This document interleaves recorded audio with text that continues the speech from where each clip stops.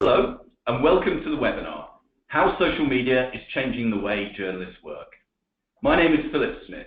I'm the Head of Content Marketing and Communications at Cision, and I'm delighted to be chairing the interactive session today. In this webinar, using some exclusive research, we're going to take a look at how journalists are using social media to create and promote their work, and what this means for the ways PRs can communicate and pitch to them. As you'll hear, social media may be maturing as a medium, but journalists are finding new ways for making social networks and platforms work for them in their day-to-day jobs. Some of the topics we're going to look at over the next 45 minutes or so include trends and insights into the way journalists are using social media in 2017, key sources of information for journalists, how PRs communicate and pitch to journalists. To do this, we're going to use research from Cision's annual social media journalism study, and I'm pleased to say we're joined by two special guests today. I'm pleased to say that Christine Pohl, Senior Lecturer in Marketing, Business School, Canterbury Christchurch University, joins us in the webinar. Chris is one of the academic experts who analysed the data from the study, and she will kick off the webinar presentation in a second. Incidentally, for my part, I'm going to be sharing some insights on UK journalists too, and talk about what this all might mean for communicators. And also joining us on the webinar, I'm delighted to say, is Becky Lucas, GQ's Insight and Strategy Editor, who will talk to us about how the Media Magazine brand and its team are working on social media. Becky, Chris, welcome to the webinar. Hello. Hi, hello. There's a lot of information to get through, and we do want to hear your questions too. So the way we're going to do that is that Chris and then I will give two short presentations about the social journalism study, its findings, and what this means for communicators. I'm then going to put Becky on the spot and ask her about how GQ and its journalists use social, what works and doesn't work for them, and how PRs and comms professionals should use social in pitches, or maybe how they shouldn't. We do want your questions too, though, so do help me challenge Chris and Becky in the nicest possible way, and send in your questions for them both, and we'll get those answered at the end. That's more than enough from me at this stage. Just to remind you though, those of you listening in live, send in your questions using the comment box on the right-hand side of your screens. Chris, please start the presentation. Oh, hello everybody, and thanks for tuning in. My name is Christine Pohl, and together with my colleague, Professor Agnes Gullias, we've been working on the social journalism study actually since 2011. So we've got a lot of trend data on how journalists are using social media and also their interaction with public relations professionals. So this year, I'm just going to highlight some of the key findings. Many of you may have had a chance already to read the report, which is fantastic. If you haven't, and I'm just skipping over some of the key points, by all means, go back to the report where there's more data, or post your questions and I will try and answer them for you. So I think one of the big things we've seen this year is, for the first year ever, that social networks have actually replaced microblogs, so really replacing Twitter as the main platforms, as the go-to platform that journalists are using. In fact, there may even be some of you there who answered our survey this year. Thank you very much. We've also started to see, and this is quite interesting because in fact, compared to the international data that we've carried out as well with the survey, UK journalists have always been a bit different in this respect, and they've always focused on Twitter, whereas other journalists from other countries, the most dominant platform has been social networks, particularly Facebook. So not so this year. I think everybody's moving towards a bigger sort of global trend. But what this doesn't mean, I'm not trying to say that journalists are sort of one-trick ponies just focusing on Facebook. They're actually looking at a number of different platforms. So from the data that we looked at, you're telling us that in fact you're using around 5 main platforms. Yes, Facebook is dominating, but you are using a number of other platforms. And there's only a very small number, just 4% of you said you only use one. So it really is showing that social media is being used across a range. This year we're starting to see particular growth in the use of images, video sharing, although less than half at the moment, and live video, again a small part of what journalists use, but I would imagine that's going to start to grow as we survey in the following years. I think the next point is about thinking about the time spent on social media. And I always have the feeling that time is going to grow and that journalists are going to spend more and more time on social media, but that's not true. That's not what we found. And in fact, it's fairly stable in the amount of time used. So, you know, 3/4 of journalists said they use it on a daily basis, and just less than a third saying that you're using a number of different platforms for around 3 or more hours a day. So quite heavy use, I would say, but actually it hasn't grown significantly over the last few years. So I think really what we're seeing is a sort of levelling out, almost a sort of optimum amount of time that you can spend on social media, you know, whilst you fill your day with all the other journalistic activities. What we have seen this year, perhaps a slightly smaller change, is that there were always about 10 to 15% of journalists who really weren't using social media hardly at all, sometimes just monthly, and those have really almost disappeared now. There are very, very few of you who aren't using it at all. And we also asked you about journalists about their views, and very similar to time really, in that views have remained fairly stable.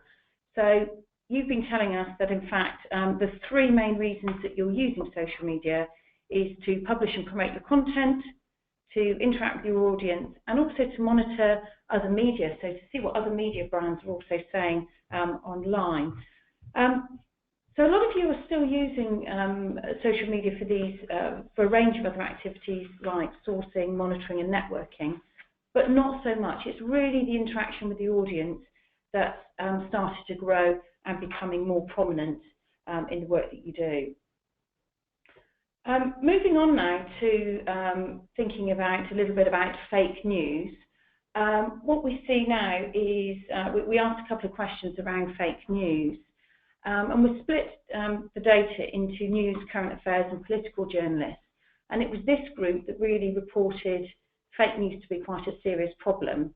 So around 40% of you said this was a real issue. What is interesting is that actually when we compare that to other countries, in fact, other countries, France, Canada and the US in particular, had much higher responses for concerns around fake news. I'm not terribly sure why that is. If any of you have any ideas why that might be, by all means pose a question or do email me with your answers. That would be fantastic to get that extra insight. And I mentioned about audience interaction, so if we can have the next slide. And this is the part of social media that is most prominent in journalist use. So it's a constant activity, so around 62% reported interacting on a daily basis with their audience. So we can really see that social media is coming into its own with this particular dimension. And we're seeing that this has grown. So every year we've seen more engagement with this. In fact, there's only a very small amount, I think it was just 9%, said they do not engage, journalists do not engage with their audience at all on social media. So hardly any of you really. And moving on to our next slide, we're looking at views about what you think about social media and really is it helping you in your journalistic role. And it's quite interesting because in fact it seems to be that you're viewing it less positively. So journalists are doing more of it but actually aren't feeling that there's much benefit to it. So for example in 2014 58% of journalists said that social media had improved the productivity of their work. And if I'm honest, we were expecting this to go up, but in fact this year only a third of you said it's actually improving your productivity. So it's starting to look as if social media is sort of adding to the workload rather than helping you be more efficient in the work that you do. So in addition, we also see that a reliance on social media has started to plateau and sort of drop off a little bit. So again, in 2014, over half of you said you really couldn't do your job without social media. But interestingly, that's dropped again this year, and just over 40% of you said that you really couldn't do your job without it. So an interesting finding, I think, there. And lastly, we move on to one of the factors, again, since 2011 has been quite prominent, and we found, probably as you would expect to find maybe, that older journalists were using social media less, and the younger journalists who perhaps come through training much more recently were using social media far more. Not so this year. That sort of plateaued out, and we're starting to see all age groups use a whole range of social media tools at fairly sort of equal extent.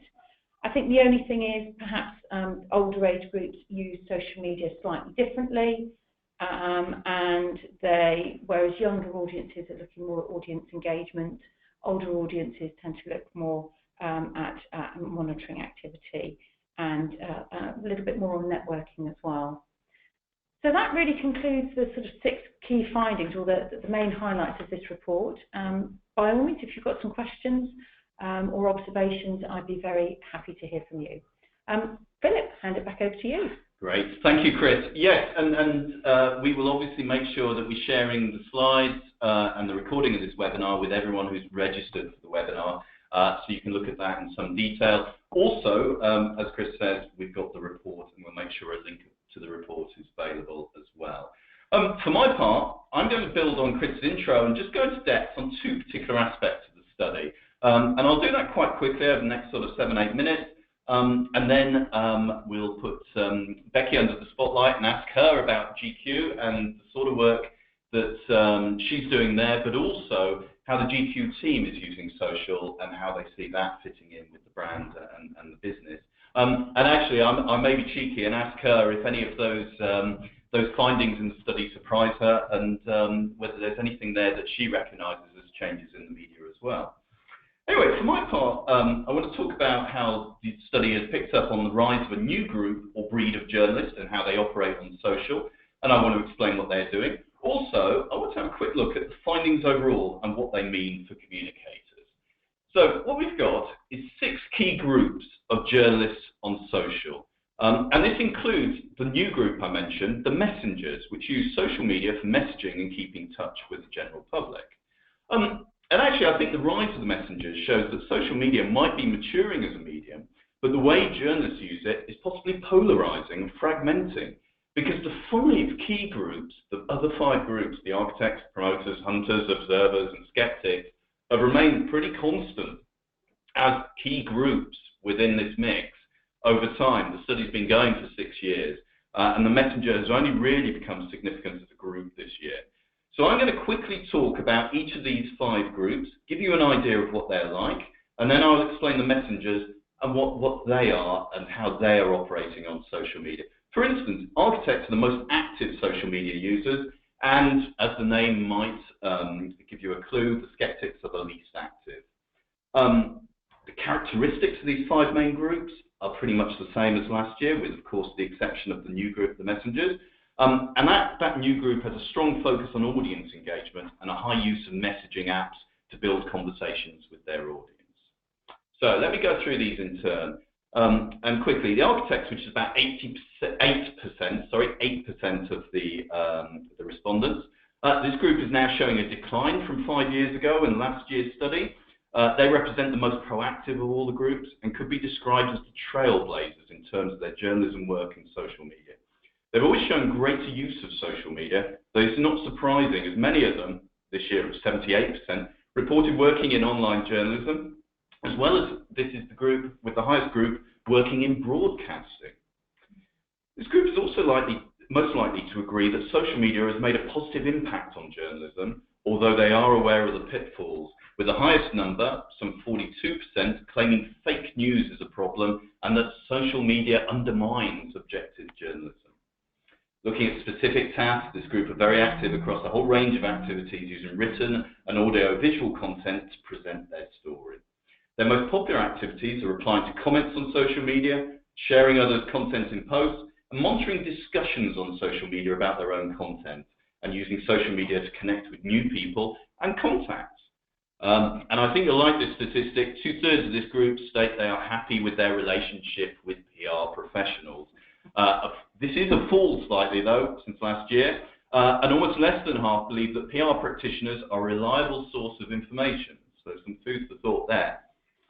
Hunters, 32% of journalists we've identified as being in this group, and that's the largest group of journalists in the UK this year on social media. Over the past few years, hunters have generally sat in the middle of the groups in terms of their use and views of social media. Never as active as one of the other groups, promoters, or as active as architects, but more than skeptics and observers, and this continues to be the case.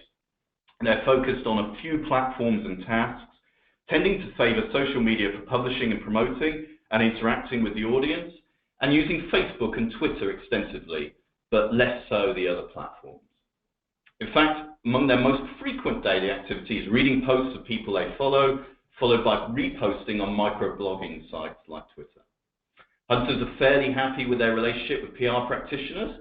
67% report having a good relationship with them, and just under half see them as a reliable source of information. But when it comes to trust, they're most likely to rely on experts and use social media to contact them.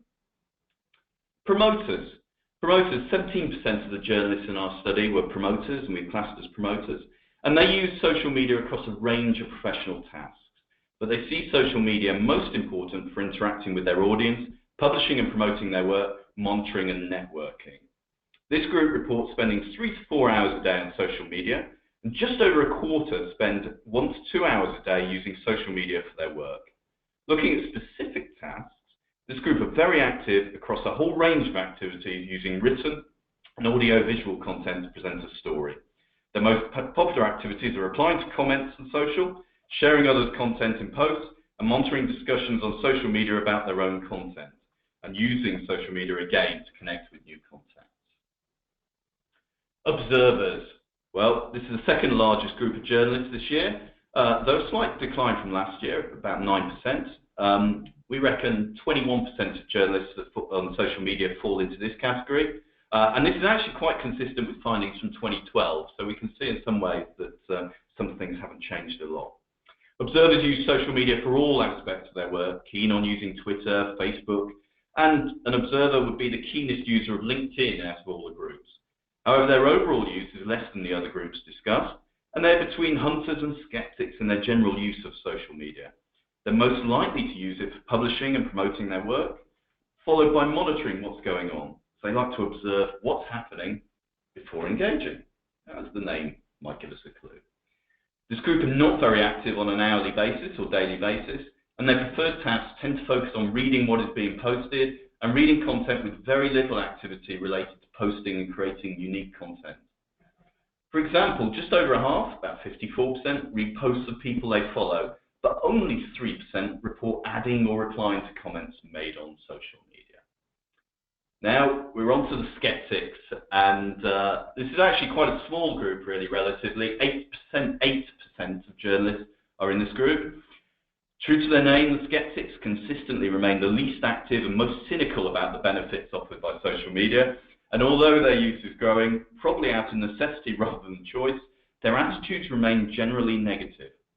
Equally, they do not seem to identify any particular benefits widely acknowledged with social media, such as engaging with their audience, and compared to the other groups, they feel strongly that social media is undermining traditional journalistic values. As with all groups, skeptics stated that email remains their preferred communication method with PR professionals, and I'll come on to this a bit later about the channels that PRs and communicators may use, although 39% stated they would prefer contact by telephone and 18% face-to-face. So let's move on to messengers, and I won't spend too long. It's a new group which is quite exciting for us, but I'm very conscious of time. So really, I just want to make sure that you can see that there is a new group.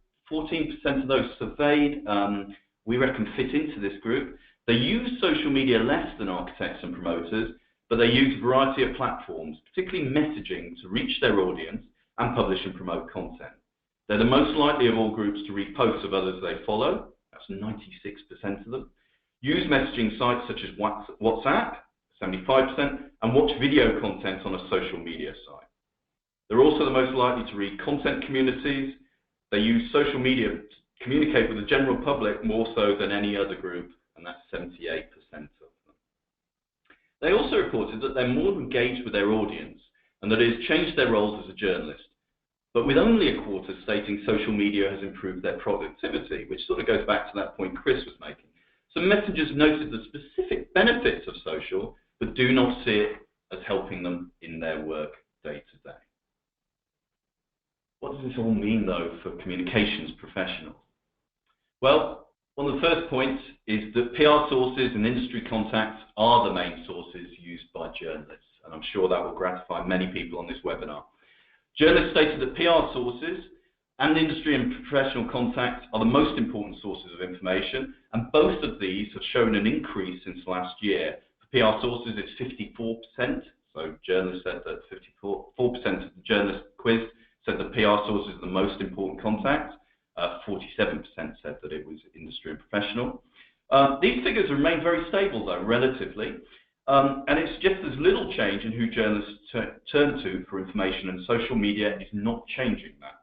The general public has not become a key source of information, which might surprise some of you. Only 13% of respondents claim it was one of their two key sources, and that's declined since last year.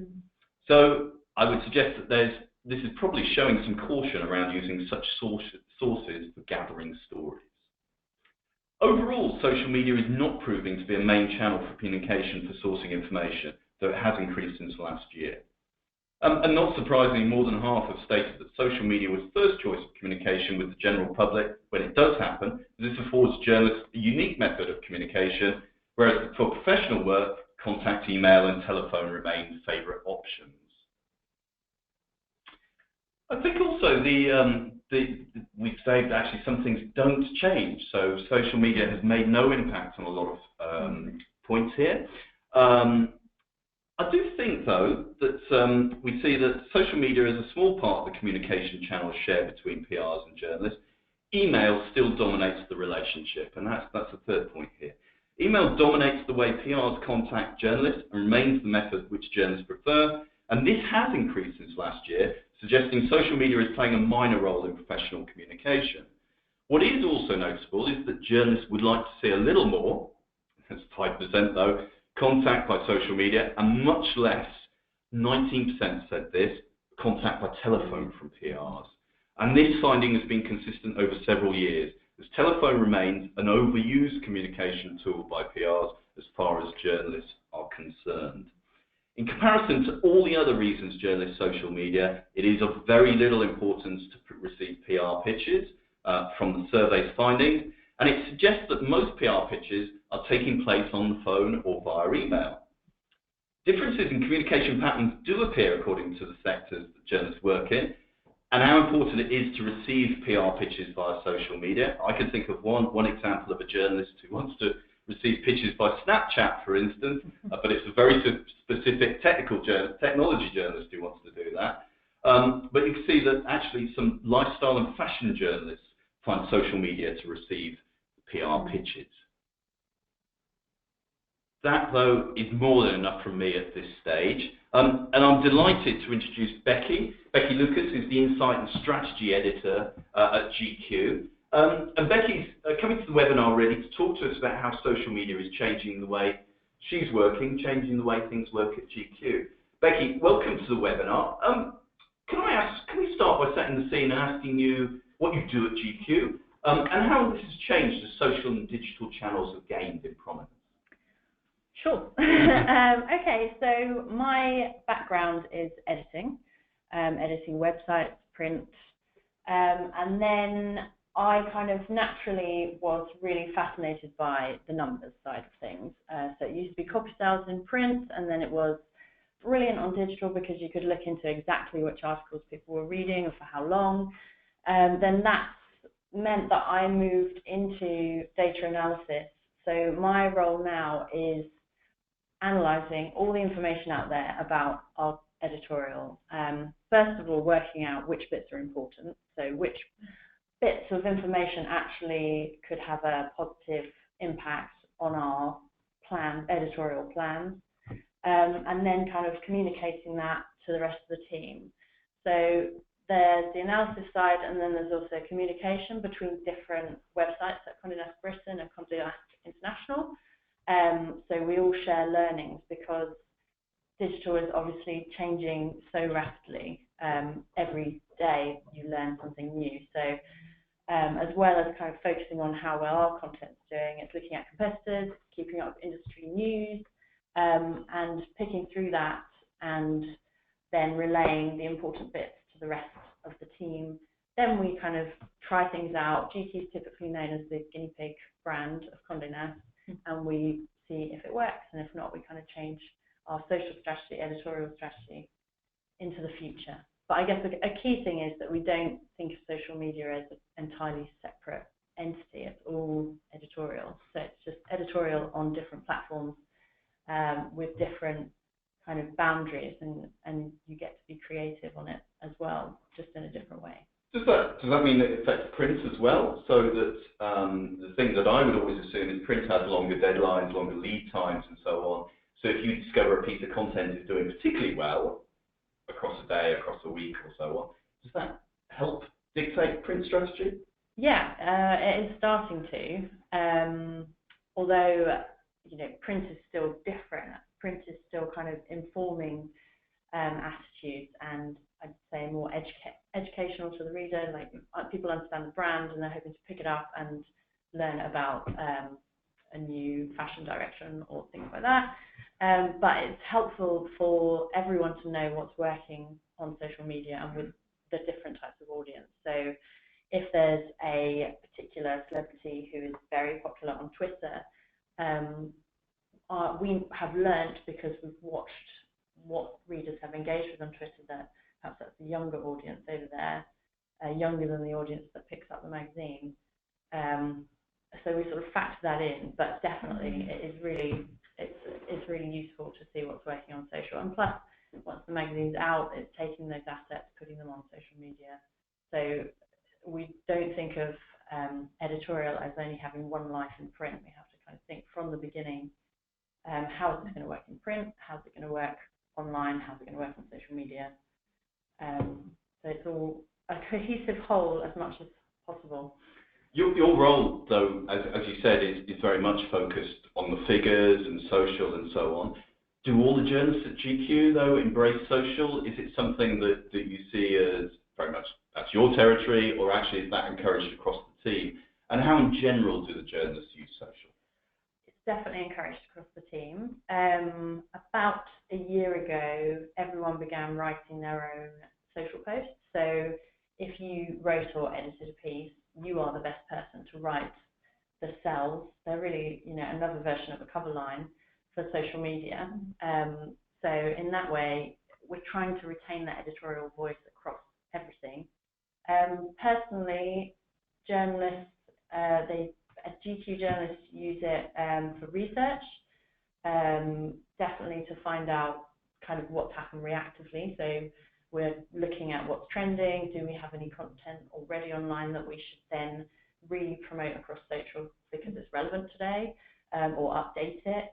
And also longer-term editorial planning. So an example, our online editor knew that Blade Runner was coming out soon, was aware that there would probably be some preview screenings in LA, and bloggers tend to see them before, or they sometimes break embargoes, which established press don't break. So followed a few bloggers on Twitter, and was just keeping an eye on them, waiting for them to break the news of whether Blade Runner was great or not. So that was kind of a longer term plan. And then it's promoting the content as well. So whether it starts on print or whether it's online only, that is a really built-in stage of editorial now. It's that, as you said with your category, as the promoter. It's very important. But there's also native social campaigns now. So a good example of that is Facebook Live, which we run an article on the website beforehand saying it's coming up to try and encourage an audience, as with the webinar. Then we'll record the video live on Facebook and embed it in the article afterwards. But we know it will perform best on Facebook. So that's something we're doing to benefit our audience over there. So social is part and parcel of so many stages of editorial now. You mentioned Facebook, and actually we've got a great quote from you, which you said at a briefing event that we did earlier this year with GQ. And actually, to let everyone on the webinar in on this, when we prepared the slides for this webinar, Becky said to me, actually, that's changed since this quote was uttered. Becky, do you want to talk about what's changed in terms of the priorities, in terms of platforms? And I think it's particularly things like Instagram and so on, and priorities. Clearly, a lot is changing very quickly in terms of social. What's the situation now? So, yeah, after reading this quote, which says, Facebook and Twitter are the most important, and Instagram is great for engagement just on that platform. Recently, with Instagram stories and our ability to add links to those, they're driving a lot of traffic to the website as well. So that kind of situation has changed a bit already. So yeah, it is just really fast-paced. Twitter, pre-Trump, was not driving so much traffic. Post-Trump, now that it's the place to go for announcements from the US president, seems to be driving more traffic. I do think those things are related. And Facebook's algorithm changes all the time. So Facebook Lives were a great way to create broad reach on Facebook, whereas now sharing videos, sharing a lot of film trailers or pre-recorded videos seems to be working better. So it's keeping an eye on those, but also without becoming reliant on those social platforms. They're kind of frenemies, I suppose, in some ways, where then traditionally we would see them as platforms to drive traffic to our website. But that's just not the natural way that people behave online anymore. I mean, you can't change how readers engage with content. You have to complement it. So now we will plan different types of editorial to work on the various platforms. You said some really interesting things about format there. So, for instance, where video works well and so on. I was interested actually also in content, in terms of the types of content. GQ's a fascinating brand because it covers so many areas in terms of lifestyle. It's not just fashion, for instance. Are you noticing any priorities in terms of the types of content that work on those different platforms? Or is it, for instance, are they all good for fashion content? I would say they are all good for fashion content because people do associate GQ with fashion content. So brand identity is key, I think, wherever you are. But looking every day at which posts have had the most engagement on the day prior, we'll see on Twitter, politics politics content tends to perform well, as well as sex and relationship content, and also pieces on sort of younger stars like Harry Styles, Justin Bieber, Rita Ora the other day.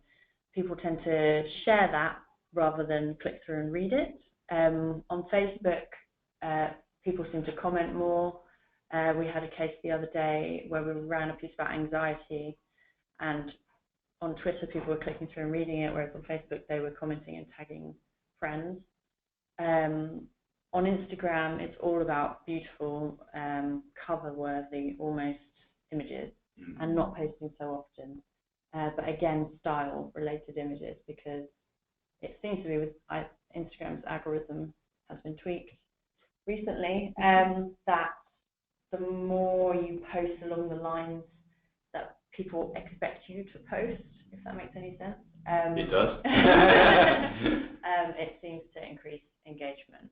And we also see that if you have a post that's very popular, a lot of likes and comments, then the next post will be popular. So it's the algorithm, we're picking up changes just from really looking very closely at the data all the time. Great. I'm going to ask Becky a couple more questions, particularly about some of the lines of communication on social, and for instance, do you expect pitches on social and so on. But before I do that, the thing I want to remind everyone on the webinar is do send us in your questions. Chris is still here, and we're going to open this up to all of your questions in a minute. So do send them in now if you haven't already, and we will get to them. We've got plenty of time to try and tackle as many of those questions as we can.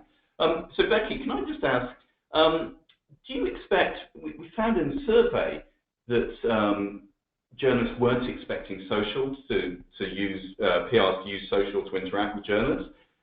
What do you think? Do you think that it is a way that people, PRs and communicators can they pitch to journalists through social, or is there another benefit that you might expect? I would say you can pitch through social if your pitch, especially if your pitch is relevant to that social platform. I still think emails are the best way to get through rather than phone calls. And one point I would want to make clear is just in emails, if you are pitching an interview with a certain person, please let us know what the social followings are across all the different platforms in that email, because otherwise the first thing we have to do is go, okay, this person, I know who they are, but would it work on Facebook? If the size of their following really has a huge impact on the size of the audience of that interview. So as well as that person being on brand, we do need to factor in how loud they are on social, how big a splash they're going to make. It sounds like, do many people feature that information? It sounds like you're not getting many pitches that way. So that's a good tip. That's a good tip. And is that the same for any member of the editorial team, or is it very much for when pitching to you? Yeah, it's the first question. And it also dictates which platform we'll do the interview on now. So if someone has a bigger following on Instagram, then it makes sense to do an Instagram Live rather than a Facebook Live. Yeah. Because more of their fans can see them, as well as our regular GQ following. Okay, well, I can see a lot of questions for Becky and Chris here, so we're going to race through those. But I would say, if you do have any other questions, do keep sending them in, and we will try and get to them. We've got about 15 minutes, so there's a lot here. Let's start with Twitter. And Chris, I'll come to you first on this question. Why do you think Twitter has dropped from favour? Someone asks. Well, it's interesting because obviously Becky was saying almost the complete opposite, and there's been a sort of Trump effect of people looking more at Twitter. I know that in the earlier studies that we looked at, particular sectors that were very keen on Twitter were broadcast journalists, particularly radio journalists were very Twitter happy. But I also think Facebook has, because of the movement towards engagement, and if journalists are trying to engage with their audience is more on Facebook. So they're really just going to where their audience is. So I think, they're still using, obviously, social media for publishing and promoting their own content. So Twitter's really important for that. But engagement is, I think, more about Facebook. Yeah, so I think that might be why. Yeah. Were you surprised by that finding, Becky? Yeah, I was quite surprised. I still think Twitter is really key in terms of breaking news. It will be the first place that you look, if something's going on and you're not quite sure what's happening. People would go to Twitter. I think it's still really important. Great. Now, Becky, we've got a question specific to you, so I shall read this out verbatim.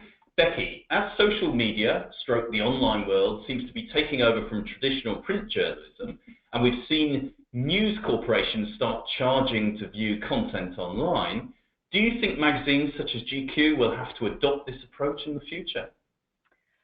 I think that's interesting.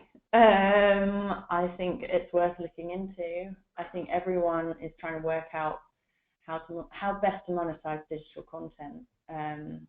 Because journalists still need to get paid, and if you want the best in the business, we still need to generate healthy revenue from digital.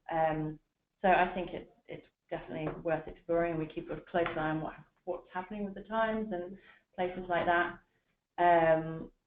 So yeah, I'll just say I think it's very interesting. Excellent, thank you.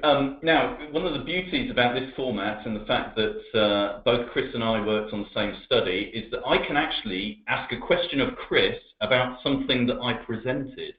So, Chris, I'm going to come to you with a fact that I repeated, which was it 19% of journalists who would prefer less phone contact from PRs? That's fascinating and such a change from the old school industry belief. Well, maybe you should answer this as well, I'm not sure. But yes, you're absolutely right. Thank you for that question, Megan. But yes, so really journalists are saying that really email is where we like to hear things. We're not happy, we don't like phone pictures. We are seeing a slight growth in journalists wanting social media pictures, but it's still not huge. It's still a very small, very sort of niche sort of communications channel. So yes, you're absolutely right with that.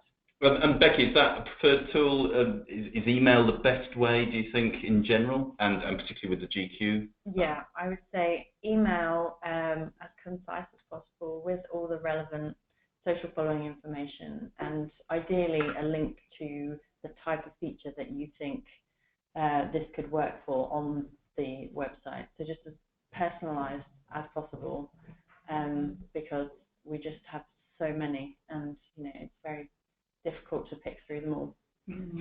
I've got two questions for you, Becky, now, and one is because I think it could be a quick answer, and you might even decline to give the answer, but what types of programs or tools do you use at GQ to analyse these statistics across your social media platforms? So is there anything that you might mention as a good way of getting a glimpse of success of content on social media? Yeah, there are the platforms themselves. So business Facebook account, Facebook Insights. I trust the platforms themselves the most. So Twitter Analytics, Instagram Analytics, but there's also CrowdTangle, which is Facebook bought this recently. So I'm not sure if that's free for everyone, but it's part of the business Facebook deal, I think. There's another tool called Shareably. So yeah, it's just regularly checking in and making sure we're using the right things. Google Analytics as well, obviously. Google Analytics Premium is great. Excellent, thank you. And Chris, I'm going to ask you a question about B2B in a second, but first of all, I'm going to ask Becky about something she said about pitches. And Becky, this is a question which says, "Hi Becky, is it preferential for PR professionals to suggest a social fit for editorial from the get-go, or best to come to you with an idea and then we work together to tailor it for the suitable channels?" I think it's best to be as specific as possible. So you're almost visualizing this piece for us. You're doing, because that's what we have to do. We have to take your pitch and translate it and think, are the other editors going to go for this? So just take as much of the translating it to the brand out of it as possible. Really, yeah, if you think it's social specific, because a lot of the time, because we plan the magazine so far in advance, a lot of things are now moving towards social where a film's out or something's happening quite soon. So yeah, as specific as possible to the social platform. Great. Before I get on to Chris and the B2B question, we've got a follow-up for the tools you mentioned. So that was, what were those tools for measuring called? I used the native platforms, Sprout and Google Analytics. We missed what those other platforms were called, though. So, Becky, would you mind repeating those? Sure. It was CrowdTangle and Shareably were the other ones. Excellent, thank you. And thank you for repeating those. Chris, can you show any insight into social media on B2B platforms? So the question is, does anyone have any insight into the use of social media in the B2B sector? Was the study divided into B2C and B2B? Certainly journalists across different categories, so for instance news, current and affairs were interviewed and surveyed, but not, as far as I can remember, B2C and B2B. No, we didn't. We looked at the different sectors. So obviously some of those sectors will be driven a little bit more by B2B than B2C, but it wasn't something we specifically asked. But it's a very interesting question, and I think historically social media for B2B has been rather underused because it's such a niche market, and quite often the relationship here is very close, it's very personal, it's very one-to-one. And sometimes social medias just aren't as appropriate for those channels. But thank you very much for that, Charlotte, and I think maybe that might be a consideration for next year's survey, that perhaps we can add that in as a category, and if you tune in next year, maybe we'll have an answer for you. Then, yes. How about this? And this is a question for both of you. I'll start with Chris on this, and it is, why do you think face-to-face meetings and phone pitches are being phased out over email, I assume in preference to email? Well, I think from the responses we got, it appears really that it's just pressure of workload, pressure of responses, journalists needing to produce content, monitor content, all those journalistic tasks they have to take part to complete within their workday, and they just can't fit it all in. I think that's a very simplistic, pragmatic view. Does that resonate with you, Becky? I feel even more privileged that you've been able to join us on this webinar, but yeah. Is that true? Do you see those pressures happening in the market? Definitely, yes. Especially because a lot of the time the phone calls are not really personal to you. They are just following up an email. So then, you know, what is the point in answering, because you know it's going to be that kind of question again. So, yeah, it is time pressures. Okay. Another question for Becky. Would you consider sharing brand video content independently on social, or would this have to tie in with GQ editorial? We do share videos from other brands. If it is on brand for us, it's definitely something we will consider, ideally exclusively, sometimes for a 24-hour exclusive. But as I mentioned before, with Facebook's algorithm changing all the time, we're aiming to post at least five videos a day.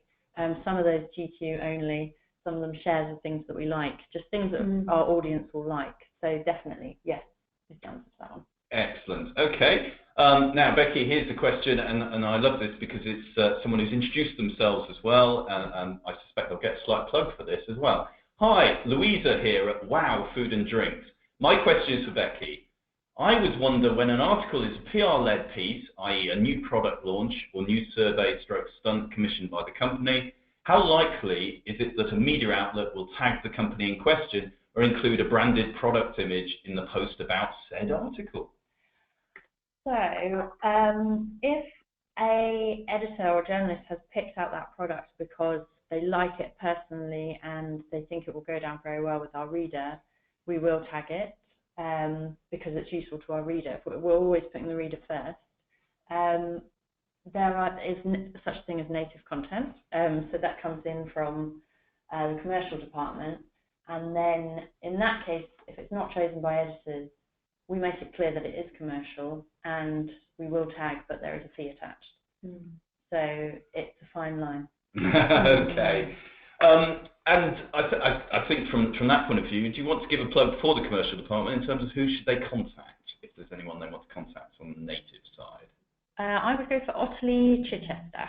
Okay, excellent, thank you. So, Chris, can I ask you this question? And this is about what PR should be doing, I suppose, through social media. Well, actually, no, I'll tell you what, we'll ask this question. So this is about book publishing. As a PR working in the book publishing industry, I do find that sending press releases via email work very well. However, is there another way we can reach these journalists to follow up on a pitch without hassling them? It wouldn't look professional to be pitching to these journalists via our own social media channels, which are book-based. So I guess it's about how siloed people are on social media in terms of subjects, and is it a different way of pitching that they can use?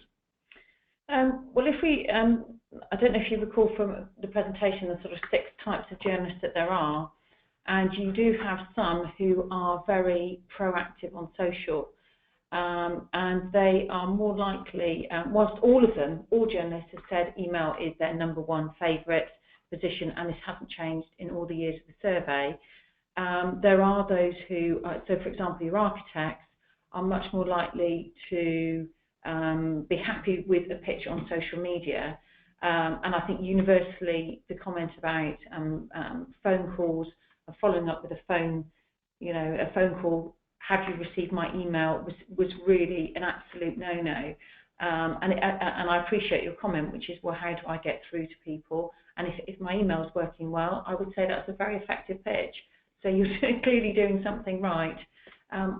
Yeah, Becky, I don't know whether you wanted to add to that. I was just going to say about Twitter earlier, but it completely went out of my head. I'm back now. And that Twitter is how journalists speak to each other, I think, the most. So I would recommend pitching via Twitter, perhaps. But yes, just making everything as tailored as possible. If you have your own book-related social media with a large following, is of interest. That kind of gives you more authority in our eyes. So yeah, I would pitch from that account if it shows that you're an expert in your field as well. Okay. I've got a question about different platforms again, which I'll come back to. Probably go to Chris first on. This is a very straightforward though question, which might have a very short answer. And Becky, have you ever received a pitch via social successfully, i.e. that you followed up on it? What was good about the pitch? Ooh, do you want us to come back to that? Becky's thinking, trying to remember if there was a good pitch on social. I've had pitches on Instagram. So after Twitter, I'd say Instagram, especially for the kind of luxury magazine market, is where the editors go. So I've had designers directly put comments or direct message me on Instagram. I think it's about sunglasses. So it was making it personal and it was tailoring it again. So they saw a picture of me with my mum on her birthday and suggested these sunglasses that I should look at. So I don't know if it was successful because I didn't get the sunglasses, but I appreciated it and it stuck in my mind for 2 years. So in that way it was successful. How do you measure the success on different platforms? There's a question here about whether you can give sort of feedback in terms of how you find out which platforms are the most successful. I'm just trying to get the question. So how do we measure them? Yeah, so it is there quite a lot of questions. Do you have audience information on who uses different platforms, Twitter, Facebook, Snap, or Insta? Or is it just through feedback that you can track? Again, the platforms themselves break down the age, the demographic. Twitter, they have slightly different information about the readers, but Twitter, you can see on Twitter Analytics the value of their home and all sorts of things because of cookies on the internet. So if you enter certain information onto Facebook, it's carried all over the place. So yeah, the platforms themselves. We have another type of software called Hitwise, which gives us a lot of information about demographics too. But yeah, I'd push going into the analytics of the platforms themselves. Okay. Chris, can you shed any light on the relative success of the different platforms? Certainly it seems that from the results of the survey, journalists are now getting more confident about using different platforms for different things, and rather than possibly when social first started becoming a phenomenon, just concentrating on one channel. Absolutely. I mean, the research showed that around half of journalists are competent and regular users of around 5 different platforms. So don't stick to a single channel. There was very, very few who just stick with one social media brand. So absolutely, go across the board, but obviously echoing what Becky said, making your pitch relevant, and that came through as being really important as well. Yeah. Great. Okay, we're going to finish up with 2 questions. One looking at the future, one looking at Twitter. I think the first one, very specific question to Twitter, which Becky, I'll ask you first on this. If a PR were to pitch, Twitch, I'm definitely twitching. If a PR were to pitch via Twitter, would you say journalists prefer direct messages or publicly tweet them? Direct message, I think. Yeah, definitely. Great. Okay, that's such a good answer that I'm going to ask you another Twitter question. I think the 140 character limit on Twitter is a great feature as it doesn't clog up your timeline with a long post. It's quick and gets to the point. How do you guys feel about the potential increase in characters? Do you think this will deter people from using Twitter? I don't think so. We saw it with Instagram. The post was increased a little while ago, I think.